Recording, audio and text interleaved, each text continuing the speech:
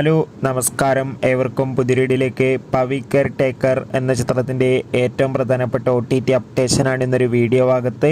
വീഡിയോയിലേക്ക് മുൻപ് video like ചെയ്യുക, ചാനൽ സബ്സ്ക്രൈബ് ചെയ്യുക. ഈ വരുന്ന ജൂലൈ മാസം ധാരാളം ചിത്രങ്ങൾ OTT റിലീസ് ചെയ്യാൻ പോവുകയാണ്.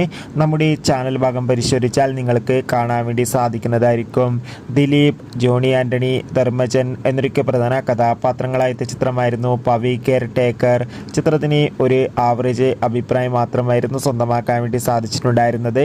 എന്നാലും എല്ലാ സിനിമാ പ്രേമികളും ഒരേപോലെയായിരുന്നു ചിത്രത്തിൻ്റെ OTT റിലീസിനായി കാത്തിരുന്നത്.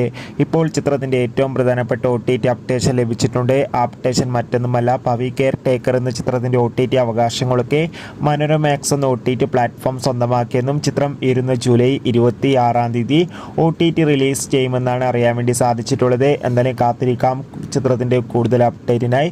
എത്ര പേരാണ് ചിത്രത്തിൻ്റെ OTT റിലീസിനായി കാത്തിരിക്കുന്നത്? കമൻറ്റ് ചെയ്യുക.